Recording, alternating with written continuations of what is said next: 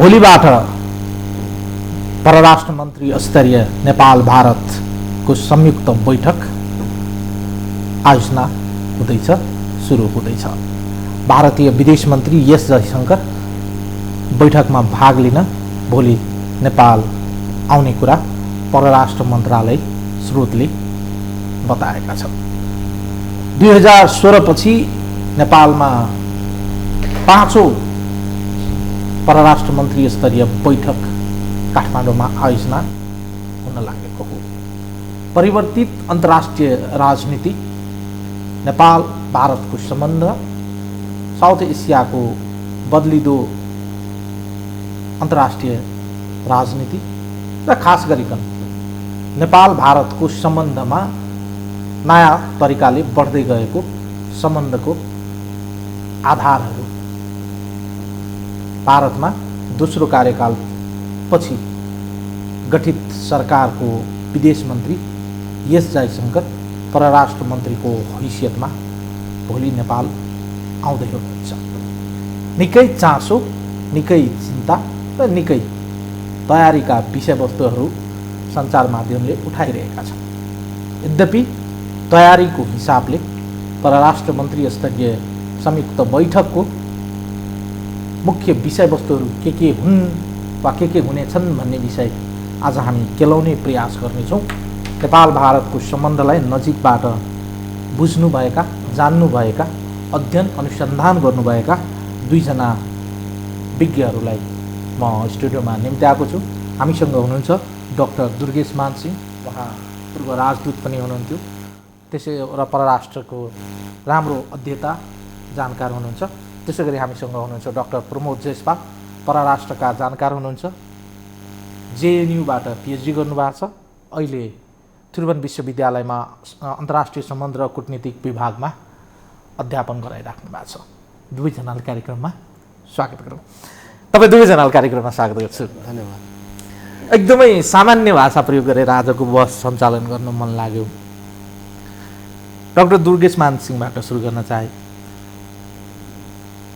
एउटा डिप्लोमेटको हैसियतले वा एउटा कर्मचारीको, उच्च पदस्थ कर्मचारीको हैसियतमा हिजोका दिनमा नेपाल भ्रमण गर्दै गरेका व्यक्ति, भारतको अहिलेको वर्तमान विदेश मन्त्री एस जयशंकर परराष्ट्र मन्त्रीको हैसियतले, विदेश मन्त्रीको हैसियतले नेपाल आउँदै गर्दा हाम्रो मेन्टालिटी, हाम्रो तयारी र हामीले उठान गर्ने विषयवस्तुहरूलाई हामी कसरी चाहिँ तयारी गरेका छौँ, हाम्रो सरकारको तयारी कस्तो देख्नु भएको छ र बडी ल्याङ्ग्वेज हाम्रो कस्तो छ यो बैठकको लागि?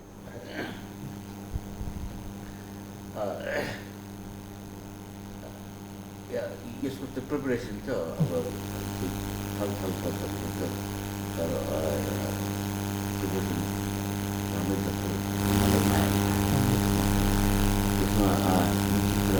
अब नयाँ भारतमा नयाँ सरकार ठुलो म्यान्डेट लिएर आएको सरकार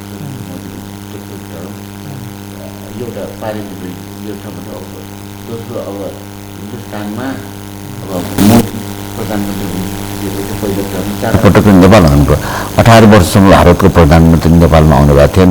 उच्च स्तरीय आदान प्रदान ज्यादै कम थियो, जसले गर्दाखेरि यो दुई देशको बिचको जुन परराष्ट्र सम्बन्धको सञ्चालन बढी कर्मचारिताहरू, खुफिया तन्त्र पनि बढी सीमित भएको कन्टेक्स्टमा एक हिसाबबाट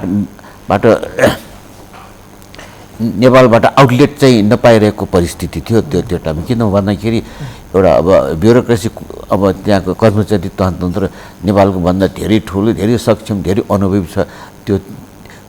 त्यसमा नेपालले कम्पेरिजन गर्न, तुलना गर्न चाहिँ मैले मेरो प्रश्न के हो इम्पोर्टेन्सको हिसाबले हिजोका दिनमा पोलिटिकल लेभलका दुईजना परराष्ट्रका सम्हाल्ने चाहिँ दुईजना चाहिँ ठुला नेताहरू बस्दा चाहिँ एउटा पोलिटिकल कुराहरू चाहिँ बढी चाहिँ उठ्ने र एक किसिमको पोलिटिकल्ली गाइडेड वा पोलिटिकल आइडियोलोजीबाट गाइडेड भएका व्यक्तिहरू चाहिँ बस्दा चाहिँ एक किसिमको फरक वातावरण र कन्टेक्स्टमा चाहिँ कुराकानी हुँदो रहेछ। तर विशुद्ध रूपमा हिजोका दिनमा नेपाल आउँदा चाहिँ उहाँ चाहिँ भारत सरकारको उच्च पदस्थ कर्मचारीको हैसियतमा र प्रधानमन्त्रीको विशेष दूतको रूपमा हाम्रो संविधान बन्दै गर्दा त्यसको केही समय नेपाल आएर जुन प्रकारको एक किसिमको चाहिँ उहाँ विरुद्धको हाम्रो उहाँको विपक्षमा चाहिँ जुन हामी प्रि अकुपाइड माइन्डसेटले चाहिँ सोच्दै गरेका छौँ इम्पोर्टेन्सको हिसाबले चाहिँ यो बैठकलाई चाहिँ हामीले कसरी हेर्छौँ? यसमा अब त्यो पहिलोपटक उहाँ आउनुभएको एउटा कर्मचारीको हैसियतले आउनुभएको थियो। त्यहाँ चाहिँ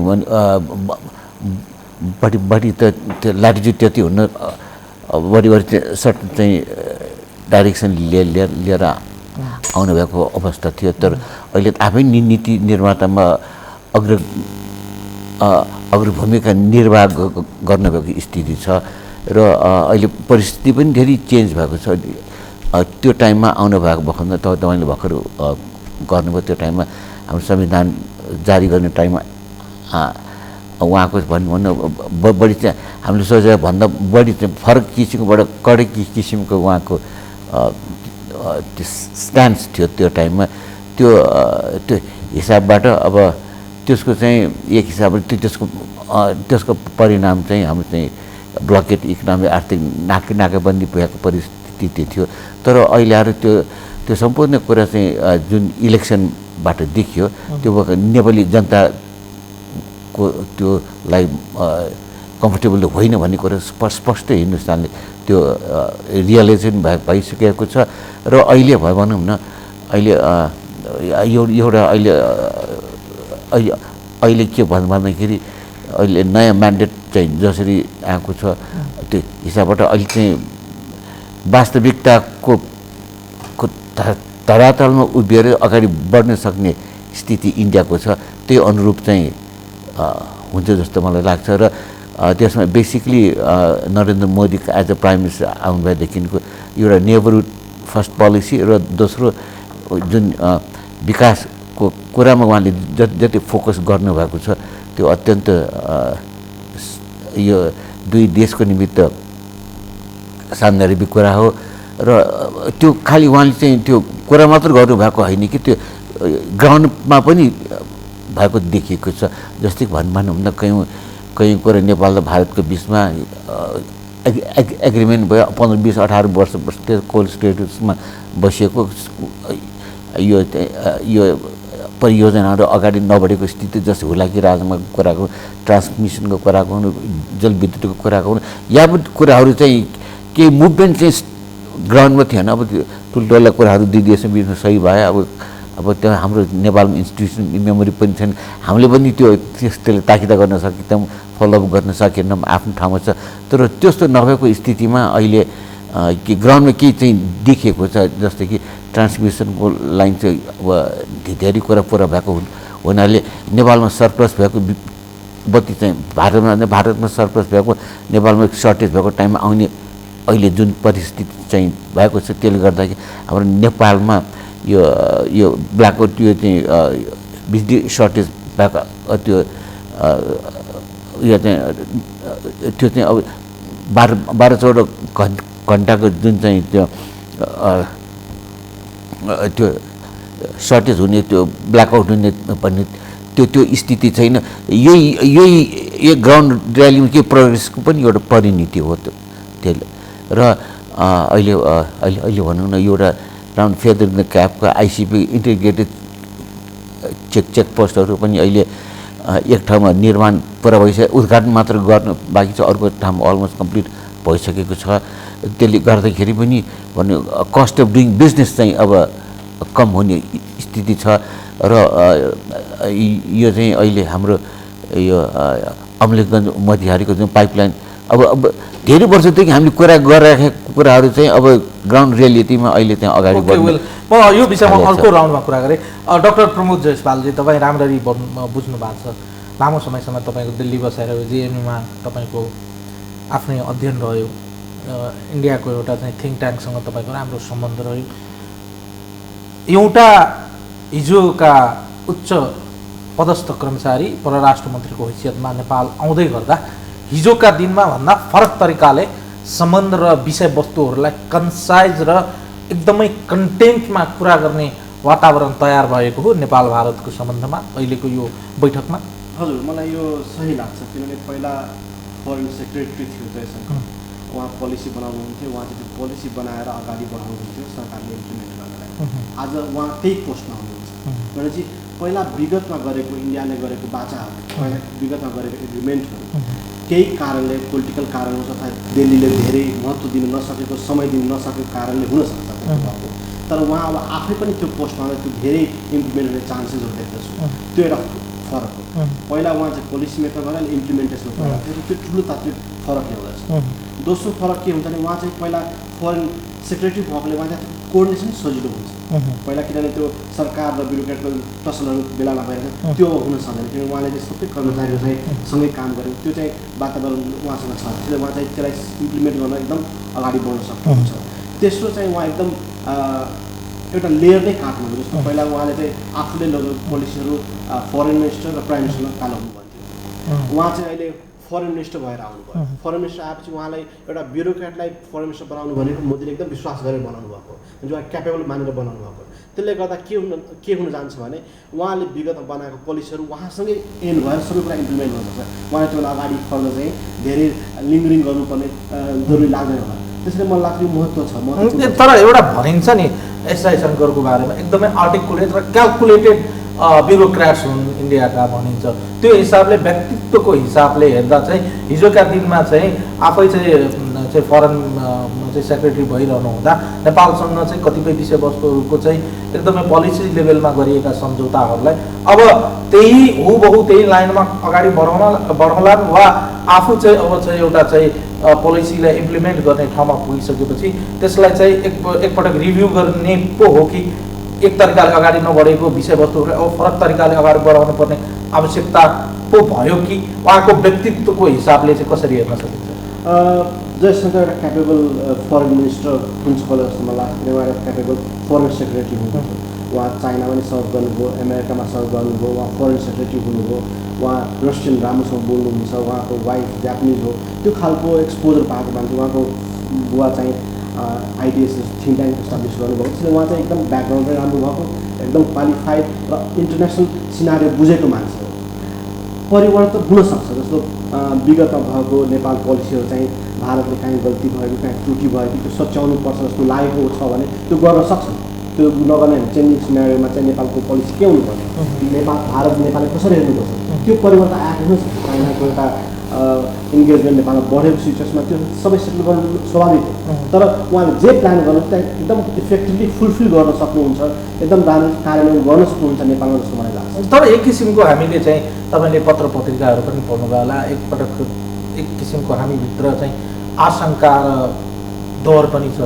जुन कन्टेक्स्टमा उहाँ चाहिँ प्रधानमन्त्रीजीको कन्भे भएर नेपाल आउनुभएको थियो, त्यसपछि उहाँको चाहिँ नेपालप्रतिको सोच र तरिकाहरूबारे चाहिँ मिडियाले चाहिँ के समाचार लेखे तपाईँ पनि ज्ञात हुनुहुन्छ। जुन हिजोका दिनमा उहाँको चाहिँ एकदमै चाहिँ कडा रूपमा प्रस्तुत हुने, अडान राख्ने र त्यो विषयवस्तुहरूमा तल नझर्ने किसिमको जुन व्यक्तित्व देखिएको थियो, हिजोकै जस्तै चाहिँ रूपमा प्रस्तुत हुने सम्भावना छ वा अब चाहिँ फरक सिनारियोमा चाहिँ उभिएर चाहिँ फरक धरातलमा चाहिँ टेकिएर चाहिँ कुरा गर्ने होला?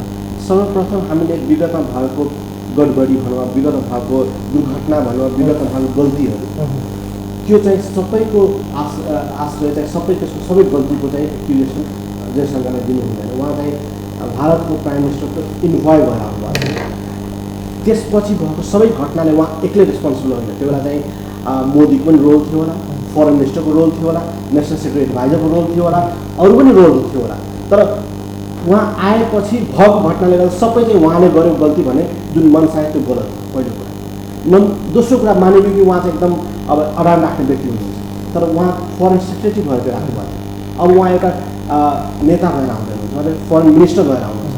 त्यो अलिकति परिवर्तन देख्छौँ होला सायद, किनभने एउटा फरेन मिनिस्टर भएको मान्छे चाहिँ अलिकति पिपल्समा इन्ट्रेक्ट गर्ने बढी पाउँछन्, त्यो पोलिसीको कुराहरूसँग। तर व्यक्तिगत जस्तो विगतमा उहाँले चाहिँ धेरै नेपालको लिडरसँग इन्ट्रेक्ट गर्नु पाउनुभएको थिएन होला। तर अब त्यो बाहेक उहाँले धेरै अन्डरस्ट्यान्डिङ बुझ्नुभयो। नेपाल फेरि त्यो घटनापछि नेपालको बारेमा धेरै गतिविधिहरू भयो, इन्डियामा पनि नेपाल बारेमा धेरै डिस्कसनहरू भयो, जसले चाहिँ उहाँ धेरै सिक्नुभयो जस्तो लाग्छ मलाई। किनभने उहाँ फरेन सेक्रेटरीमा पनि नेपाल त्यति इम्पोर्टेन्ट थिएन इम्पोर्टेन्ट थियो तर उहाँ अब ठुलो देशहरूमा इन्डिया राइजले गर्दा संसारभरि बढी इम्पोर्टेन्स दिएको बेला नेपाल त्यति हामीले सजिलै ढङ्गले ह्यान्डल गर्न सक्छौँ भन्ने मनस्थितिमा थियो र त्यो घटनाले मलाई लाग्छ जयशङ्करले धेरै सिकेको होला र त्यो चाहिँ यसपालिको भिजिटमा रिफ्लेक्ट हुन्छ जस्तो लाग्छ। ओके वेल एउटा अझै प्रसङ्ग उठाउँ जस्तै विषयवस्तुहरू नेपाल र भारतको बिचमा विषयवस्तुहरू अलमोस्ट चाहिँ विगतदेखि अहिलेसम्म चाहिँ एकदमै फ्लोरमा आइसकेका विषयवस्तुहरू छन्। हामीसँग अझै पनि केही नयाँ विषयवस्तुहरू छन् जुन चाहिँ यो बैठकमा उठाउनको लागि चाहिँ तयारी गरेका छौँ हामी वा भारतले पनि त्यो विषयवस्तुहरूलाई उठान गर्न सक्ने सम्भावना छ वा पुरानै विषयवस्तुहरूलाई चाहिँ हामी रिभ्यू र रिभाइज गर्ने तरिकाले अगाडि बढ्छ। छैन नेपालको तर्फबाट अलिक एमिनेन्ट पर्सन ग्रुपको रिपोर्टको कुरा अलिक बढी आउन सक्छ होला र भारतको तर्फबाट चाहिँ अलिकति चेन्जिङ सिनारियो छ त्यहाँ काश्मीरको इस्यु आएकोले त्यो सिचुएसन अलिकति त्यतातिर पनि किनभने रिजनल इस्युजहरू पनि इन्टरनेसनल इस्युजहरू पनि त्यो कुरा पनि अहिले डिस्कस गरिन्छ जसले चाहिँ दुइटै देशलाई असर पार्ने रिजनल इस्यु सब रिजनल इस्यु इन्टरनेसनल इस्युजहरू पनि डिस्कस हुने गर्नुपर्छ यो ब्यालेन्समा। त्यसले गर्दा काश्मीरमा भएको डेभलपमेन्ट अलिअलि थियो त्यसले पनि इन्डियाको तर्फबाट कुरा हुनसक्छ के छ तपाईँहरूको यो खालको कुराहरू इन्फर्मली आउन सक्छ। नेपालको तर्फबाट एमिनेन्ट पर्सन ग्रुपको रिपोर्टलाई के गर्ने कसरी अगाडि बढ्ने छिटो गरिदिनुहोस् छिटो जाउँ त्यो खालको चाहिँ नेपालबाट पुस हुनसक्छ। त्यो बाहेक बाँकी सबै पुरानै इस्युजहरूमा डिस्कस हुन्छ जस्तो लाग्छ। कश्मीरको इस्यु चाहिँ नेपालले रेज गर्ने सम्भावना छ वा इन्डियाले चाहिँ कश्मीरको इस्युमा चाहिँ आफ्नो आन्तरिक विषय चाहिँ एउटा चाहिँ सबैभन्दा नजिकको छिमेकीको हैसियतले चाहिँ के भइराखेका छन् एउटा एज अ इन्फर्मेसन सेयरिङको हिसाबले मात्रै उठाउने सम्भावना छ भारतको तर्फबाट। दुवै तर्फबाट गर्न सकिन्छ जसले कसले पहिला गर्ला त्यो मलाई थाहा छैन तर जस्तो नेपाल र भारतको बिचमा ओपन बोर्डर छ खुला सिमाना छ तपाईँको काश्मीरमा प्रब्लम भयो भने त्यहाँबाट रिफ्युजी नेपालमा आउन सक्ने सम्भावनाहरू छन्। त्यसले गर्दा नेपालले पनि आफ्नो सुरक्षाको हिसाबले उठाउन सक्छन् र भारतले पनि चासोको हिसाबले के छ यस्तो खालको इस्युमा नेपालमा कस्तो सोच्नुहुन्छ तपाईँ त्यो खालको हुनु स्वाभाविक हो। मलाई लाग्छ दुई देशको बिचमा एकदम राम्रो सम्बन्ध छ फ्रेङ्क डिस्कसन भएकोले त्यो इन्फर्मली सानो एउटा लो प्रोफाइल एजेन्डा लिएर त्यसलाई डिस्कस गर्न सकिन्छ होला जस्तो लाग्छ। ओके वेल काश्मीरको इस्यु चाहिँ हाम्रो लागि चाहिँ कति इम्पोर्टेन्ट छ त्यसो भए हाम्रो लागि अलिकति इम्पोर्टेन्ट भनेको त्यो ओपन बोर्डरले गर्दा भोलि काश्मीरको कुरा बिग्रियो भने त्यहाँबाट रिफ्युजी आएर नेपालमा बस्ने सम्भावना हुनसक्छ होइन त्यो एउटा हो। मलाई लाग्छ नेपालको त्यसमा धेरै चासो राख्नु हुँदैन होला किनभने त्यो भारतको आन्तरिक मामला हो। सबभन्दा पहिला नेपालको फरेन पोलिसीको non interference not to interfere into internal affairs of any country हामी कन्सेप्टको आधारमा हामी फरेन पोलिसी बनाएका छौँ। कुनै पनि देशको आन्तरिक मामला हामी हस्तक्षेप गर्दैन नम्बर 1। दोस्रो कुरा आउँछ सार्कको हामी सार्कको अहिले चेयर भएकोले पनि सार्कले कुनै पनि बायोलेटरी इस्यु छुँदैन बायोलेटरी इस्यु पुरा गर्दैन त्यसले त्यो इन्डिया र पाकिस्तानको इस्युमा हामीले बोलिराख्नु पनि पर्दैन। त्यसैले मलाई लाग्छ त्यो ठुलो इस्यु होइन तर एउटा छिमेकी कन्सर्नको हिसाबले रिजनल सेक्युरिटीमा पर्न सक्ने असरको हिसाबले खुला सिमानाले गर्दा काश्मीरहरू चाहिँ अब त्यहाँबाट अलिकति दुःखी भएर नेपालमा आएर बसोबास गर्ने अथवा किन खुला सिमानामा व्यापार गर्ने त्यो फ्लो हुनसक्छ कि त्यो खालको हिसाबले चाहिँ एउटा सेक्युरिटीको हिसाबले चाहिँ अलिकति डिस्कस हुनु स्वाभाविक लाग्छ। तर एउटा कुरो छ जस्तै भारतको अहिले कश्मीरको इस्युमा चाहिँ इन्टरनेसनली जुन एउटा पोजिसन चाहिँ स्ट्यान्ड क्लियर गरेको देखिन्छ नै त्यो भारतको विशुद्ध आन्तरिक विषय वस्तु हो। यसमा चाहिँ तेस्रो पक्ष बोल्नुपर्ने र यसमा चाहिँ आफ्ना कुराहरू राख्नुपर्ने आवश्यकता छैन र एक किसिमले चाहिँ अन्तर्राष्ट्रिय जगत पनि एक किसिमले चाहिँ कता कता चाहिँ केही अपवादका देशहरू बाहेक चाहिँ भारतको लाइनसँग सहमत चाहिँ भएर चाहिँ आफ्ना स्टेटमेन्टहरू बाहिर ल्याएको अवस्था छ। भोलिका दिनमा अब भोलि यो बैठकमा चाहिँ नेपालको तर्फबाट प्रस्ताव आयो भने यसलाई चाहिँ भारतले नेगेटिभली लिने सम्भावना देख्नुहुन्छ? लिगली कुरा गर्दा चाहिँ यो भारतको आन्तरिक मामला हो किनभने हरि सिंहले काश्मीर इन्डियालाई दिएको नम्बर 1। नम्बर 2 चाहिँ जुन धारा 370 हो त्यो लागु भनेको भारत प्रशासित काश्मीर काश्मीरको एउटा भाग पाकिस्तानमा छ त्यहाँ पनि त लागु हुँदैन काश्मीरको सानो भाग चाइनामा पनि लागु हुँदैन त्यसले त्यो अरूलाई असर पर्दैन। त्यसले गर्दा चाहिँ भारतको संविधानभित्रको परिवर्तन हो त्यो र भारतको संविधानमा बसेर भएको परिवर्तन हो। त्यसले चाहिँ मलाई लाग्छ अरू देशहरूमा त्यसले रियाक्ट गर्नु जरुरी छैन। पाकिस्तानले अलिकति गर्नु चाइनाले गर्नु स्वाभाविक किनकि तिनीहरू पनि काश्मीरको एउटा पार्ट हो उठेका छन्। त्यसले चाहिँ म्याक्सिमम् देशहरू चाहिँ भारतको पक्षमा हुनु कारण थियो किन आन्तरिक मामला भने त्यसरी गएको छ। हामी नेपाल काश्मीरको इस्युमा काहीँ पनि इन्भल्भ छैनौँ र त्यसमा त्यसरी लाग्छ मलाई हामी कमेन्ट गर्नु जरुरी छैन। नगर्नुको कारण यो हो कि हामी असर परिरहेको। दोस्रो कुरा चाहिँ हाम्रो सम्बन्ध चीनसँग पनि छ भारतसँग पनि छ पाकिस्तानसँग पनि छ। त्यो अन्नेसरी बोलेर अलिअलि सम्बन्ध किन तिर्न जब त्यहाँ हामीले केही फाइदा छैन, त्यहाँ सरोकार छैन, त्योमा बोलेर हामी साथी कुनै कमाउँदैन, किनभने पाकिस्तानसँग त्यति नराम्रो सम्बन्ध छैन, चाइनासँग हामी राम्रै छ, भारतसँग अझै राम्रो छ, त्यो सम्बन्धलाई किन हामी तीव्रता बनाउने भने म सोच्छु। Okay, well, doctor Durgesh Mansingh, उहाँले भने जस्तै यो बैठकमा अहिलेको क्षेत्रीय विषयवस्तुहरू, खास गरी जुन चाहिँ अहिले चाहिँ देखिएको चाहिँ क्षेत्रीयताको हिसाबले देखिएका एजेन्डाहरू, विषयवस्तुहरू, सेक्युरिटी कन्सर्नका विषयवस्तुहरू, आतङ्कवादका विषयवस्तुहरू र खास गरिकन चाहिँ पछिल्लो चाहिँ इन्डिया गभर्मेन्टको चाहिँ कश्मीरको इस्युमा चाहिँ उठाइएको विषयवस्तुहरू, 370 र 35A को विषयवस्तुहरू यो बैठकमा नेपालको एङ्गलबाट हेर्दा उठाउनु पर्ने आवश्यकता देख्नुहुन्छ वा यो चाहिँ अननेसेसरी हो फर द टाइम? दुईवटा कुरा। अब जुन यहाँले काश्मीरको कुरा गर्नुभयो, अब चाहिँ दुईवटा कुरा, एउटा फर्मली चाहिँ उठाउनु पर्ने हो कि होइन भन्ने कुरामा चाहिँ म चाहिँ स्पष्ट, यो चाहिँ हामीले जान्ने भएर यसमा फर्मली उठाएर राख्नु बाहिर वाद विवाद गर्नुपर्ने विषय चाहिँ होइन जस्तो मलाई लाग्छ। तर हाम्रो इन्टरनल पर्पजको निमित्त हाम्रो वास्तविकता हामीले बुझ्नु पर्छ। किन भन्दाखेरि जुन यहाँले भर्खर काश्मीरको कुरा हुन्, काश्मीरको जुन स्टेलमेट अहिलेसम्म भएको छ त्यसको एउटा उपज के छ, यो आतङ्कवाद। यहाँले भन्नु आतङ्कवाद वास्तवमा चाहिँ आतङ्कवादको जड चाहिँ त्यहाँ चाहिँ अहिले काश्मीरमा गएर बसेको छ। त्यसको चाहिँ हामीले के इफेक्ट भन्दाखेरि तपाईँले यो रिजनल बडीको अब सार्क त्यसको सबभन्दा त्यो आतङ्कवादको सबभन्दा ठुलो चाहिँ भिक्टिम चाहिँ सार्कै भएको। सार्क आज बैठक बस्नको कारण पनि त्यही हो, सार्कको भविष्य चाहिँ ब्लिक भएको कारण पनि त्यही हो। जबसम्म पाकिस्तान इन्डियाको स्टेलमेट त्यस्तो रहन्छ साथ चाहिँ अगाडि बढ्दैन भन्ने कुरा चाहिँ हामी स्पष्ट छौँ।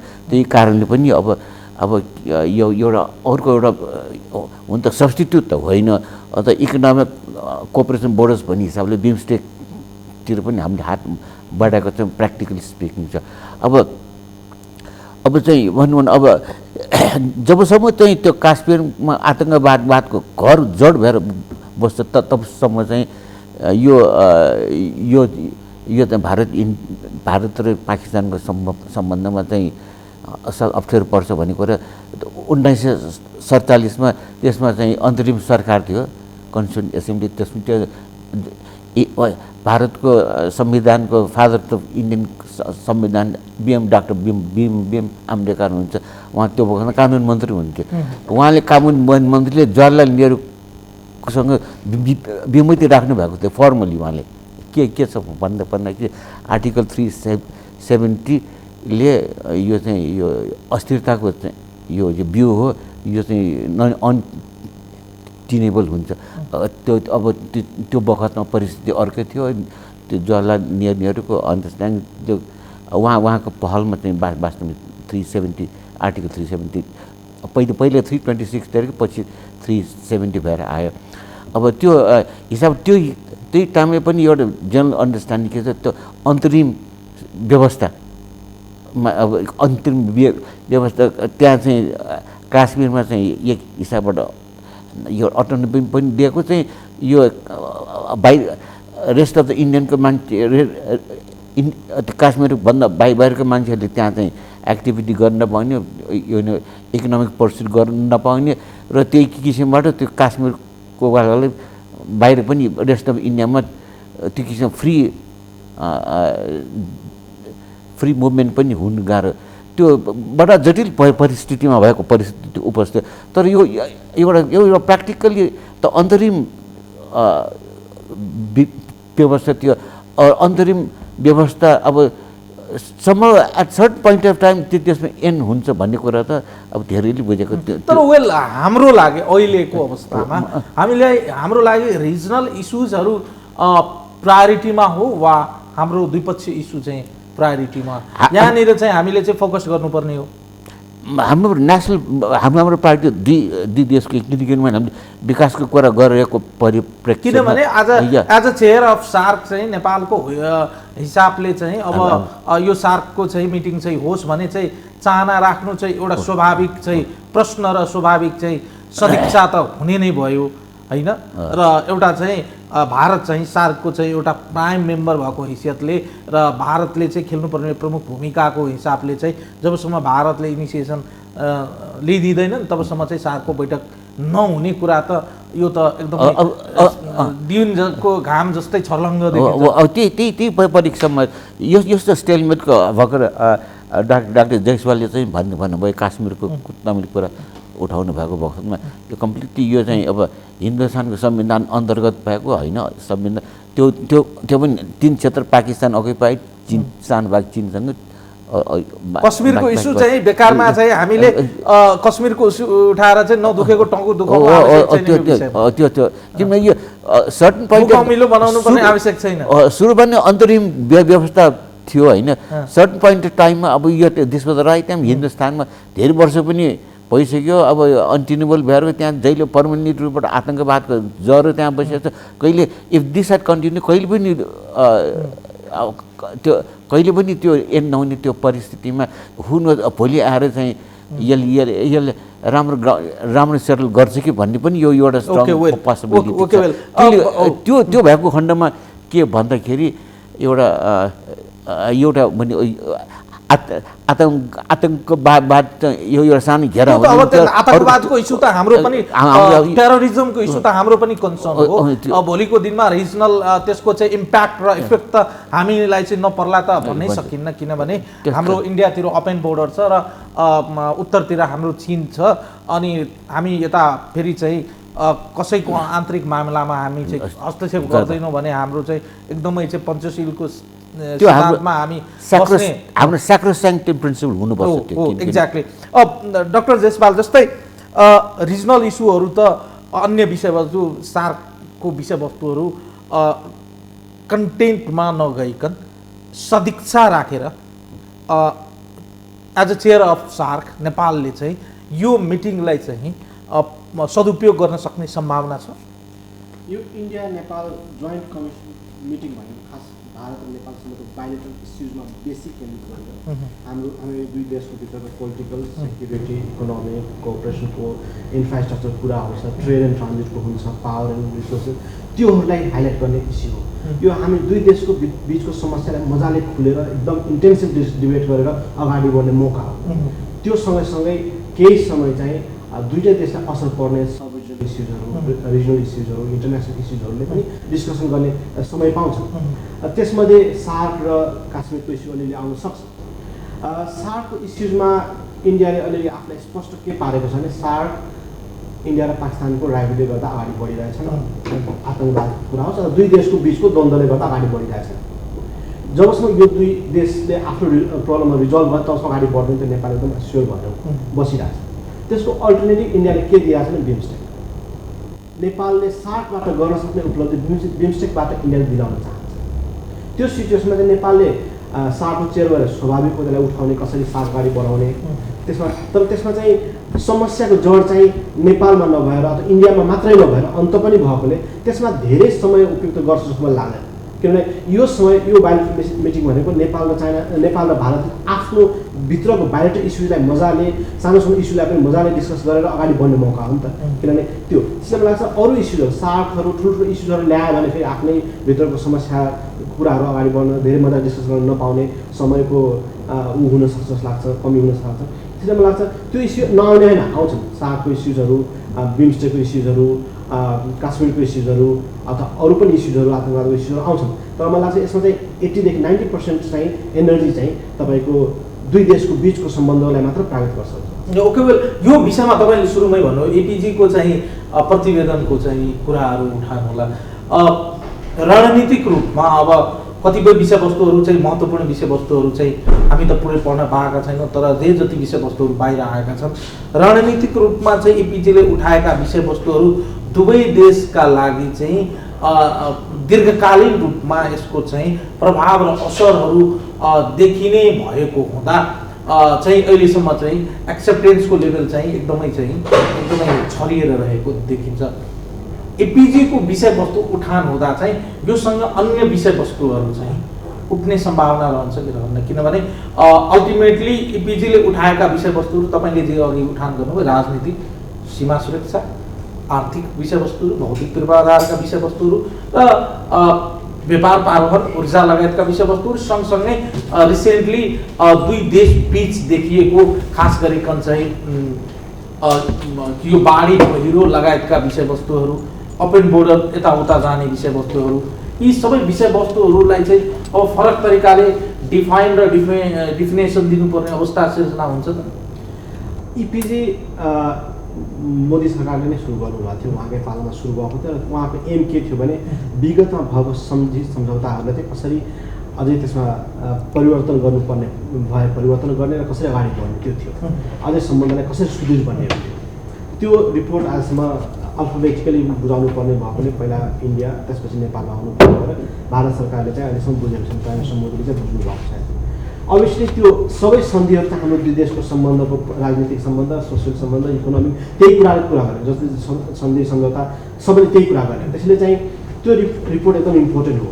तर मैले के सुने अलिकति त्यस रिपोर्टमा चाहिँ दुईवटा कुरा अलिकति जटिल भएर आएको छ। एउटा चाहिँ 1952 रिभ्यू गर्ने, अब रिभ्यू गर्ने कि त्यसलाई नयाँ लेख्ने कि पुनः लेख्ने के, त्यो कुरा अझै राम्रोसँग क्लियर भएको छैन त्यो रिपोर्टमा। दोस्रो कुरा के राखेको छ भने जस्तो हामी भारत जाँदा चाहिँ फ्लाइटबाट जाँदा प्लेन युज गर्दा चाहिँ हामीले आइडेन्टिफिकेसन देखाउनु पर्ने हुन्छ। त्यही प्रोसेस जुन हाम्रो आइडेन्टिफिकेसन देखाएर विदेश जान भारत जान्छौँ, त्यही प्रोसेस चाहिँ ल्यान्ड बोर्डरबाट हुनुपर्छ भन्ने नेपालबाट प्रस्ताव भएको थियो। मलाई त्यो कुरा मेजर कुरा त्यहाँ आएको छ, किनभने तपाईँको भारतमा पनि नेपालमा पनि अधिकांश मान्छेसँग नागरिकता छैन अथवा आइडेन्टिफिकेसन प्रब्लम छ भनेपछि त्यो मुभमेन्ट कर्टेल हुन्छ। तपाईँको दिनदिनै जस्तो मधेसमा बस्नुभयो होला, तपाईँ दिनमा 4-5 चोटि भारत जाने बोर्डर मान्छे जाने, दिनमा 4 चोटि भारत जाने 7-8 चोटि आउँछ।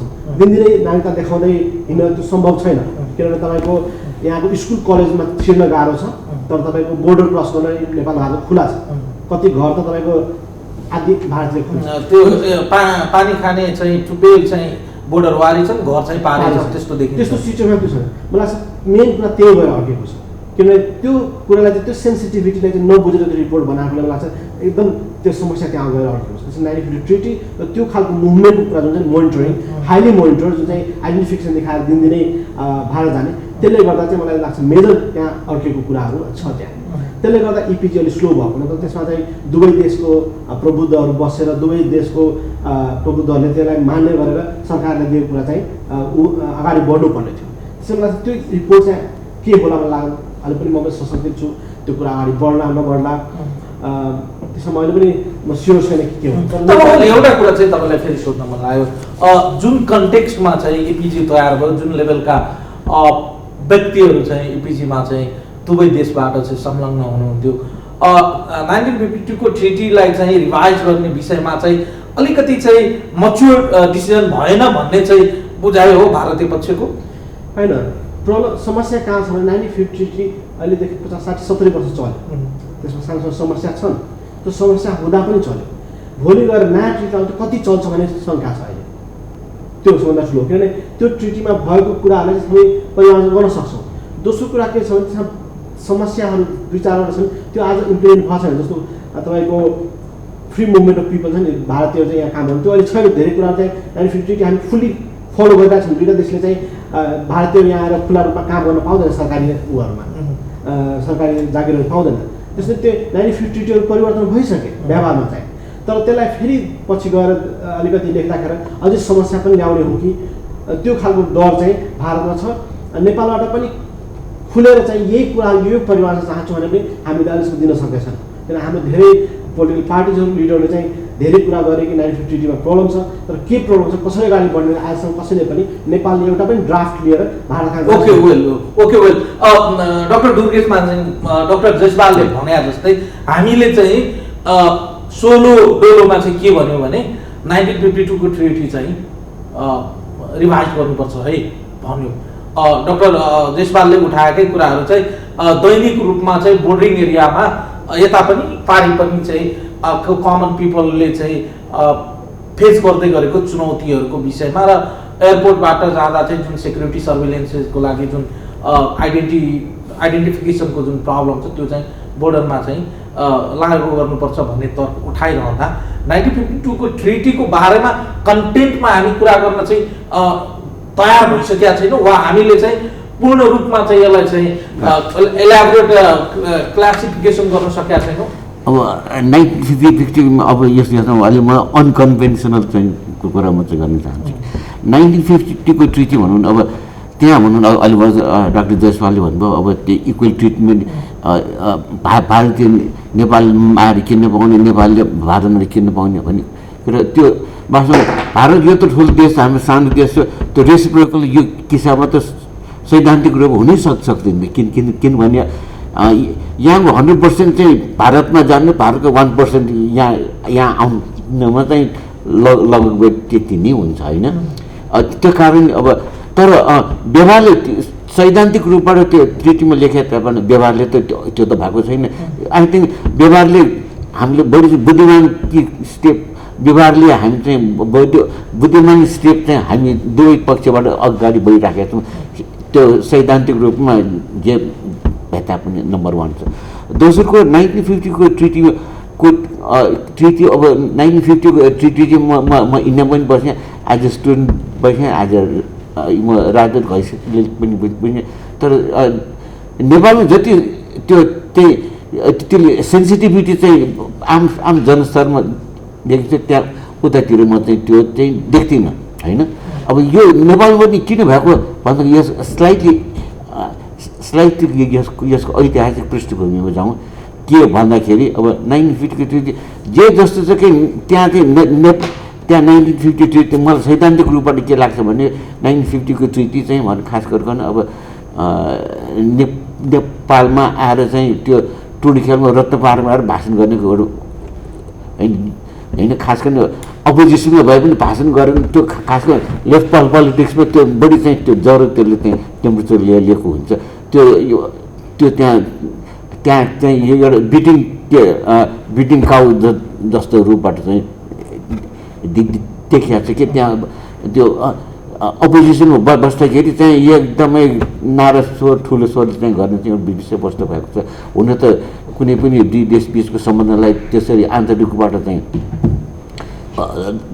दलबन्दी सब दलीय उपदलीयको विषय गरेर लगाउन त हुँदैन थियो तर त्यो त भएको छ वास्तविकता अब त्यो पृष्ठभूमिमा अब त्यसको सबभन्दा खोज चाहिँ आम स्तरमा पिपल पर्सेप्सन होइन कन्टेन्ट भन्दा पर्सेप्सन के छ भन्दाखेरि त्यो 1950 को ट्रिटी नेपालको प्रधानमन्त्री भारतको एउटा राजदूतको बिचमा भएको त्यस कारण त्यो यो साहित्य चाहिँ नआएर नै यो एउटा असजिलो ढङ्गबाट चाहिँ भएको चाहिँ म त महसुस गर्छु त्यस कारण चाहिँ त्यो ट्रिटीमा जस्तोकै सुनौलो अझै जसकै लेखे ताप happen because the signatories happen to at different level त्यो गर्दाखेरि त्यो साइकोलोजिकल ह्याङओभर जनस्तरमा भनौँ खास गरी पोलिटिकल नेताहरूको त्यो एउटा बिटिङ ब्रसको रूपबाट अवस्थित छ त्यो भएको छ चाहिँ मलाई लाग्छ अब कुनै पनि ट्रिटी चाहिँ अहिले साथै दुईवटा भारतको प्रधानमन्त्री नेपालको प्रधानमन्त्री बिचमा बसेर दुईटैले सिग्नेटरिज एउटै लेभलमा भएकोभन्दा धेरै समस्या सल्भ हुन्छ जस्तो लाग्छ अब त्यसमा अहिले अघि नै मैले भने नि अब इक्वल ट्रिटमेन्ट भनेर भारतीय नेपालमा इक्वल ट्रिटमेन्ट त्यो कहिले त सैद्धान्तिक रूपमा हो तर अहिले त्यो इक्वल ट्रिटमेन्ट त हुने एउटा सानो देश एउटा कमजोर आर्थिक अवस्थिति भएकोले अब जस्तै कि नेपाल र अमेरिकाले एउटै टर्ममा चाहिँ हामीले व्यापार गर्छौँ भनेर हामीले सक्ने कुरा होइन नेचुरली त्यही देश ठुलो देश भारत र नेपालको बिचमा त्यही प्रिन्सिपल लागु हुन्छ नन एट सर्टन लेभल त नन रेसिप्रोसिटी हुनुपर्छ त्यो कम्प्लिटली रेसिप्रोकल बिट्विन थ्योरेटिकली हो अब त्यो दुईवटा तर एउटा फेरि हामी जहिले पनि एउटा पक्षबाट चाहिँ कुरा गर्छौँ नि डक्टर साहब एकातर्फ चाहिँ अब अलग अलग हामी दुईवटा फरक टेरिटोरी भएको देश हो हाम्रो आफ्नै सोभरेनिटी छ उनीहरूको आफ्नै सोभरेनिटी छन् हामी चाहिँ एकदमै चाहिँ भारत हाम्रो नजिकको मित्र हो भनिराखेका छौँ भारतमाथि चाहिँ हामी धेरै विषयवस्तुहरूमाथि डिपेन्ड छौँ भनेर पनि भनिराखेका छौँ यति भनिरहँदा चाहिँ नेपाल र भारतको सम्बन्धको बारेमा जति चाहिँ ट्रिटी र जति पनि एग्रिमेन्ट्सहरूमा चाहिँ हामी चाहिँ अफिसियल रूपमा भर परिरहेका छौँ व्यवहारिक रूपमा त त्यसको त हुबहु चाहिँ अनुसरण न त हामीले गर्न सकेका छौँ न त उताबाट पनि सम्भव पनि छैन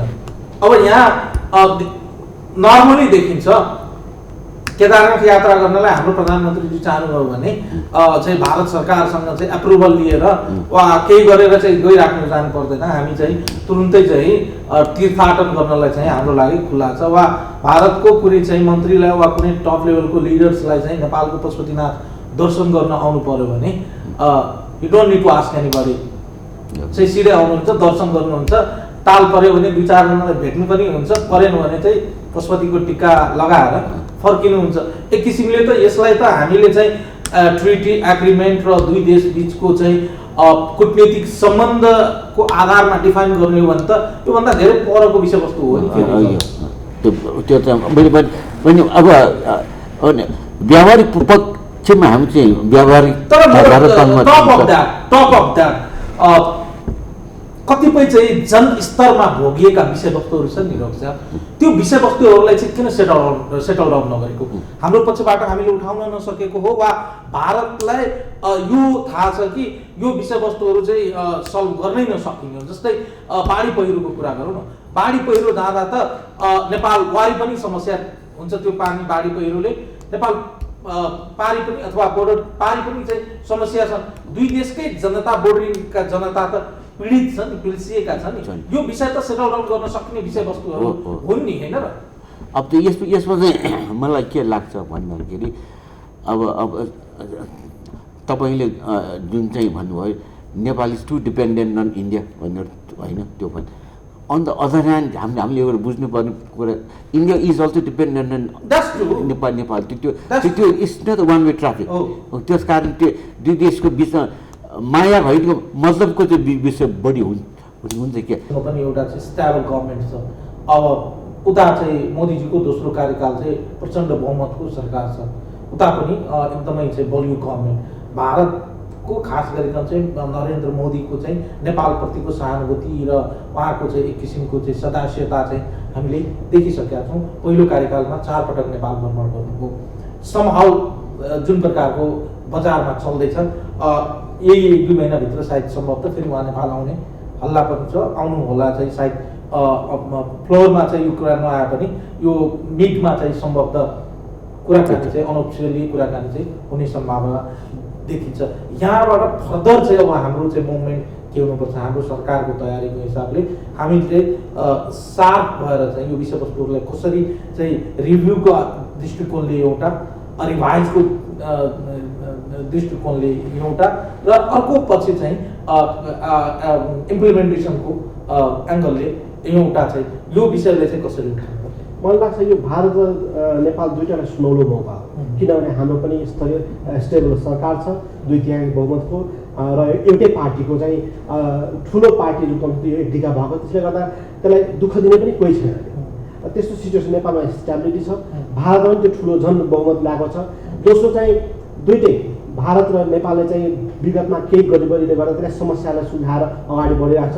मोदीले चाहिँ धेरै लामो वर्ष सरले भने जस्तै 18 वर्ष भिजिट भएको थिएन भारतमा, र मोदीले 4 चोटि भिजिट गर्नुभयो। त्यसले के देखाउँछ भने अहिलेको लिडरसिपमा चाहिँ नेपालको बारेमा धेरै जानकारी छ, धेरै उत्साह, इन्ट्रेस्टहरू छन्।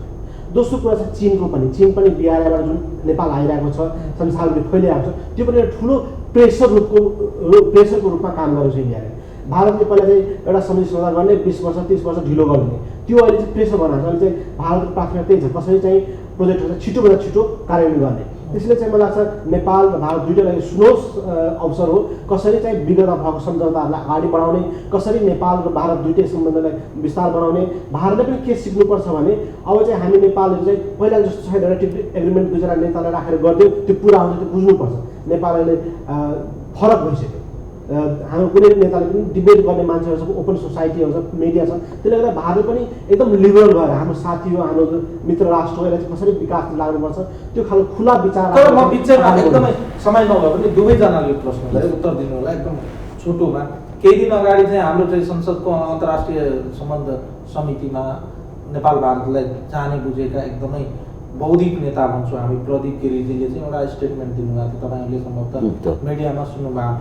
हिन्दुस्तानले चाह्यो भने नेपाललाई सिक्किम बनाउन सक्छन् भन्ने तर्क गर्नुभएको थियो।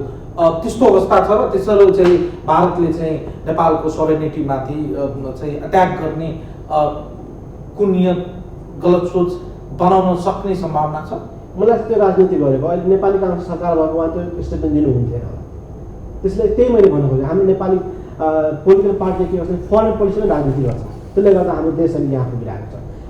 चीनको विकास गरेर भारतको विकास गरेर हामी त्यो दुईवटा देशको बिचमा अहिले पनि गरिब हुनुको मुख्य कारण त्यही हो कि हामी दुइटै छिमेकी जुन चाहिँ राम्रो सम्बन्ध छ हामीले दुईटैलाई दुश्मन हेरेर चाहिँ गरिब भइरहेको छ। आज भारत र चीनले चाहिँ त्यति व्यापार गरिरहेको छ, एक अर्काको दुश्मन जस्तै छ, तर पनि व्यापार अगाडि बढिरहेको छ, इकोनोमिक इन्डिपेन्डेन्स बढिरहेको छ। तर हामी चाहिँ दुइटै राम्रो भनेर चाहिँ दुइटैलाई धिक्काएर दरिद्र जस्तो बसेको सिचुएसन छ। तपाईँको हाइड्रो पावरमा हेर्नुहोस् न, हामी अहिले भुटानले चाहिँ मेजोरिटी जिडिपीको ठुलो चङ्क चाहिँ हाइड्रो पावरबाट ल्याइरहेको छ, त्यो भारतले मात्र गऱ्यो। त्यो हामी सिक्न सक्छौँ, तर त्यही प्रब्लम छ कि हामी चाहिँ इन्डियालाई चाहिँ सराप्दै गरेर हामी आफै गरिबभन्दा गरिब भइरहेको छौँ। त्यो जस्तो लाग्छ कि हामी परिवर्तन ल्याउनुपर्छ। त्यस्तै भारतले पनि यदि नेपालसँग राम्रो सम्बन्ध राख्ने हो र पछि गएर अरू देशको प्रभावलाई चाहिँ मिनिमाइज गर्ने हो भने उसले पनि त्यो चाहिँ एकदम सानो सानो स्वार्थहरूलाई बिर्सेर ठुलो म्युचुअल गेमको दुइटैलाई फाइदा हुने कुराहरूमा लाग्नुपर्छ। ओके, यो कसरी डक्टर साहब यो दुइटैलाई उत्तर मिलाएर दिनु होला। एक त चाहिँ यस बैठकको कुरा, दोस्रो चाहिँ प्रदीप गिरिजीको स्टेटमेन्ट। अब यो प्रदीप गिरी अब साथ चाहिँ भन्नु अब 1950 को ट्रिटी है, 1950 को ट्रिटी अनिक्वल भएर जसुकै गाली गरे तापनि एउटा राम्रो नेपाल व्यावहारिक एउटा पक्ष मेरो दृष्टिकोणमा के लाग्छ भने नेपालको सभरेन्टी 1923 मा रेकग्नाइज गरे ब्रिटिसले हैन। त्यो पछि 1947 ब्रिटिसले छोड्यो भनेपछि त्यो बखतमा इन्डियाले भन्नु दिस इज हाइपोथेटिकल है, ल हामी चाहिँ पहिलाको सन्धि हामी चाहिँ विचार मान्दैनौँ भनेको भए पनि सक्थ्यो होला त्यो टाइममा। 1950 मा हामी धेरै कमजोर थियौँ नि होइन, धेरै कमजोर। नेपाल टोटल लिट्रेसी 1%, धेरै कमजोर। यहाँको राजा नै भागेर इन्डियामा जानुपर्ने स्थिति त्यस्तो टाइममा त्यो बखतमा मलाई के लाग्छ भन्दाखेरि 1950 ट्रिटी चाहिँ जेसुकै भए तापनि सायद त्यो बखतमा के ब्युरोक्राट्सहरू निकै सक्रिय लागेका थिएन। त्यो बुद्धिको खेल त भएको नेपालको तर्फबाट। फर द फर्स्ट टाइम 1953 मा इन्डिया स्वतन्त्र भारतले नेपालको सभरेन्टी हेज रिएफर्म। त्यसलाई थाहा राखेको त्यतिखेरको समयले माग गरेको अनुसार त 1952 को ट्रिटीले चाहिँ नेपालको सभरेनिटीलाई त रक्षा गर्नलाई चाहिँ इन्डियाको चाहिँ अफिसियल लेभल अथोरिटी लेभलमा चाहिँ स्वीकार गरेको हो। अब त्यस कारण त्यो जतिसुकै 1950 को ट्रिटीले चाहिँ गाली गरे तापनि हामी त्यो एउटा चाहिँ असाध्यै नेपालको निम्ति सकारात्मक हामीले त्यसले देख्दैनौँ। तर चाहिँ यो एउटा from legalist point of view, diplomatic point of भ्यूबाट त्यो एकदम त्यो बखतमा जसले 1950 को ट्रिटी चाहिँ इन्डियासँग त्यो नेपाल तर्फबाट चाहिँ नेपाल तर्फ धेरै होमवर्क भएको हुनुपर्छ जस्तो मलाई लाग्छ। त्यो निकै नै ठुलो कुरा हो। अब दोस्रो कुरा अब 1950 अब त्यो बखतमा बागमतीमा धेरै भइसक्यो, युनाइटेड नेसन कहाँ पनि नेपाल कहाँ पुगिसक्यो होइन। त्यो टाइममा नेपाल भनौँ न भारत भएको कोही देशसँग सम्बन्ध थिएन। सारा देशमा नेपाल दुईपटक त संयुक्त राष्ट्र सङ्घमा चाहिँ दुईपटक त पर्मानेन्ट त्यो सेक्युरिटी काउन्सिल नै बसेको स्थिति अहिले धेरै नै यो परिप्रेक्ष्यमा अब त्यो 1951 को त्यो चाहिँ जुन यहाँ प्रदीप गिरीलाई तपाईँले कोट गर्नु त्यो भूतले हामीले सम्झनु पनि अहिले चाहिँ असान्दर्भिक। उहाँले डाक्टर जयसवालले भने जस्तो यो चाहिँ विशुद्ध रूपमा पोलिटिक्स गर्न खोज्नु होइन, यो चाहिँ अहिलेको सन्दर्भमा चाहिँ यो चाहिँ कतै पनि मेल नखाने र कुनै पनि एङ्गलबाट चाहिँ कसैले पचाउन सक्ने स्थिति नै छैन। अब त्यो पोलिटिक्स अब यहाँले प्रदीप गिरिजीको नहुँदा प्रदीप गिरीले यो यसबाट के उहाँले के पोलिटिक्स गर्नुभएको त्यो बेस्ट इन्ट्रेस्टबाट गर्नुभएको जस्तो मलाई लाग्छ। उहाँ बढी एकाडेमिक टाइपको मान्छे, एकदम धेरै उहाँ एकाडेमिक यो एउटा क्लासरुममा बैसार जस्तो उहाँले चाहिँ गर्नुभएको। तर चाहिँ त्यो भेस्टेड इन्ट्रेस्टले चाहिँ गरेको त म त्यो स्टेजमा त त्यो लेभलमा त जान चाहन्न। त्यो बेसिकली के भन्दाखेरि अब त्यो बेसिक अब गङ्गामा धेरै पानी बगेछ। अब त्यो चाहिँ कहाँको स्थिति होइन। अब भनौँ न अब नेपालमा त्यो टाइममा 1% अफ द पपुलेसन लिटरेट, अहिले भन्नु लिटरेसी कति भयो 60-70-80-90% पुगिसक्यो। अब चाहिँ वी हेभ अब चाहिँ बच्चाबाट हामी चाहिँ वी हेभ प्राउड भइसकेको छ। अब त्यो परिकल्पना गर्नु नै एउटा पेडान्टिक एउटा चाहिँ कुरा जस्तो मलाई लाग्छ। त्यो चाहिँ व्यावहारिक प्रश्न पनि होइन, त्यसको व्यावहारिक त्यसको हामी सैद्धान्तिक जवाफ मात्र दिन सक्छौँ। व्यावहारिक लेट्स होप डक्टर साहब, we all want equal relationship with India and China. तर जुन कन्टेक्स्टमा चाहिँ अहिले चाहिँ मिटिङ हुँदैछ एकदमै चाहिँ रणनीतिक रूपमा र नेपालको व्यावहारिक रूपमा यो चाहिँ एउटा एकदमै करेक्ट टाइम हो। नेपालमा हामी चाहिँ अहिले समृद्धि र विकासका कुराहरू अगाडि सार्दै गर्दा दुईवटा ठुलो जाइन्टको सहयोग नलिकन चाहिँ हामीले हाम्रो इन्फ्रास्ट्रक्चरदेखि लिए आर्थिक राजनीतिक सामाजिक रूपमा हामी माथि उठ्नै सक्दैनौँ। तसर्थ अहिले ट्याक्टिकली रणनीतिक रूपमा चाहिँ नेपालको मुभहरू एजेन्डाहरू चाहिँ फ्लोरमा चाहिँ फ्लोरिस हुनुपर्दछ र द्विपक्षीय रूपमा चाहिँ एकदमै चाहिँ खुल्ला हृदयले चाहिँ द्विपक्षीयबाट चाहिँ आफ्ना कुराहरू राख्ने वातावरण बन्नुपर्दछ। निश्चित रूपमा हाम्रो चाहिँ जहिले पनि इन्डियासँगको कन्सर्न भनेको राजनीतिक विषयवस्तु त हुँदै हो, सुरक्षा सीमाको आर्थिक सहयोगको बारेमा कुरा होला, भौतिक पूर्वाधारका विषयमा कुराकानी, पारवहनको विषयवस्तु त हुने भयो, जल ऊर्जाको विषयवस्तुहरू हुने भए, सांस्कृतिक आदान प्रदानको विषयवस्तुहरू त निरन्तर चलि नै रहने भयो र पछिल्लो समय अलिकति सबैलाई चाहिँ अलिकति बढी नै चाहिँ छोएको विषयवस्तुहरू बाढी पहिरोको विषयवस्तु हो। Let's hope something gonna happen better होइन। धन्यवाद समय र संवादको लागि। धन्यवाद दर्शकहरू, आजको लागि यो संवाद यति नै। सम्पूर्ण युनिटलाई मैले पनि बिदा दिनुहोस्। नमस्कार।